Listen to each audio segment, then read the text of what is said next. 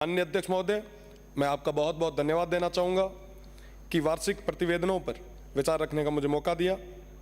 आज रीको पर और आरसीडीएफ पर प्रतिवेदन जो आए हैं, मैंने देखा कि आरसीडीएफ के प्रतिवेदन जो है वो 4 साल के एक साथ आज दिए गए हैं। मुझे लगता है कि ये सदन की अवमानना है। प्रतिवर्ष जो ऑडिट और प्रतिवेदन जो दिए जाने थे वो समय रहते दें तो कई सारी चीज़ें हो सकती हैं।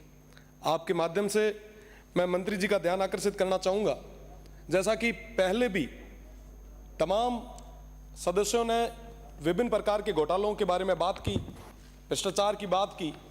आदरणीय सदस्य ने अभी कहा कि सीकर में, टोंक में, झुंझुनू में, जैसे ही ये प्रतिवेदन आए उसके बाद में थोड़ा बहुत जो हमने तैयारी की तो हर जगह कई सारी स्थितियां निकल के आई।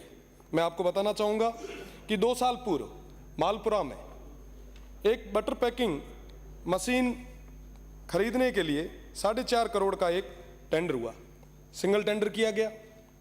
1 करोड़ और 80 लाख रुपए भुगतान भी कर दिया गया, पर दुर्भाग्य है कि ना तो वो मशीन आई, पैसा किसके खाते में गया कोई नहीं जानता, और वापस कभी किसी ने सूद भी नहीं। मैं आपके माध्यम से ध्यान आकर्षित करना चाहूँगा कि आरसीडीएफ की अभी बात चल रही थी कि ये जो स्टॉक है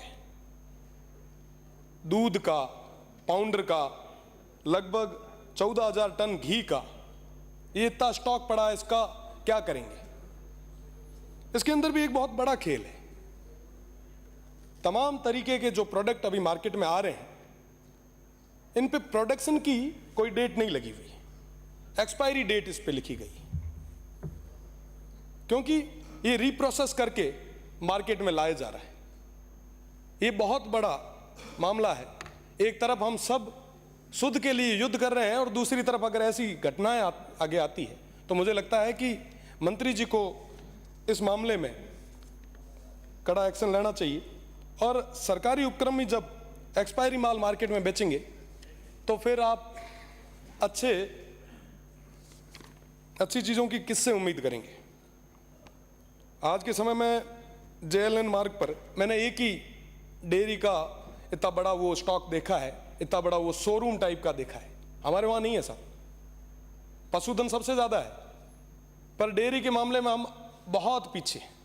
अभी बात चल रही थी साहब, इतने अनुपात में पशु है, डिमांड इतनी है, सप्लाई ये है। साहब हमारे वहाँ पे प्रोडक्शन बहुत है पर यहाँ तक लाने वाला कोई नहीं। अभी बात चल रही थी कि साहब ऊंटनी के दूध से कैंसर को सही किया जा सकता है। अभी बात चल रही थी साहब सेवण घास की, थार पारकर नस्ल की। ये तमाम चीजें हमारे उस तरफ है, पर उनको कलेक्ट करके यहां तक कौन ले आए। तो मेरा निवेदन रहेगा मंत्री महोदय से कि आप गांवों को मजबूत करने के लिए, वहां की अर्थव्यवस्था को मजबूत करने के लिए डेयरी को और सुदृढ़ करें। हमारे उस तरफ, उस रेगिस्तान में, उस सीमांत क्षेत्र में आप कलेक्शंस के नए सेंटर आप डेवलप करें। जेएलएन की मैंने बात की कि यहाँ पे जयपुर डेयरी का एक पार्लर है। जब उसके बारे में थोड़ा पढ़ा तो कई सारी चीज़ें निकल के आई। अभी एक बार किसी फर्म को इन्होंने लीज पे दिया, 2.5 करोड़ रुपए खर्च किए गए उसके रिनोवेट पे।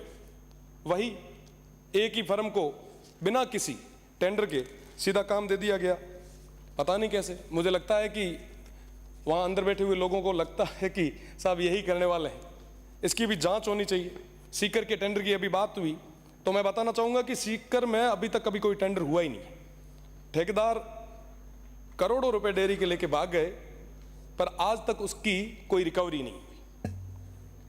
बाहरी जब खेत को खाएंगे साहब तो बचाने वाला कौन होगा। आज जयपुर डेयरी के जो चेयरमैन हैं उनका खुद का काला डेरा में एक किसान केसरी नाम की एक कैटल फील्ड प्लांट संचालित हुआ है, और पिछले 5 साल से तमाम जो समितियां हैं उनको ये माल बेचा जा रहा है। जो अगर नहीं लेता उसके खिलाफ ये सख्त कार्रवाई करते हैं। मैं आपको बताना चाहूँगा साहब कि ये आरसीडीएफ जो है, इसका नाम राजस्थान चोर ठेकेदारों की फेडरेशन कर दिया गया है। हमारे लिए, सभी के लिए ये बड़ी दुख की बात है। और मैं निवेदन करना चाहूँगा मंत्री महोदय से, आप कड़े फैसले लें, संवेदनशीलता दिखाएं, क्योंकि ये जो मामला है, ये जो डेयरी है, ये सीधा आम आदमी से जुड़ाव रखती है। आपका बहुत बहुत धन्यवाद सभापति महोदय, बहुत बहुत धन्यवाद। माननीय मंत्री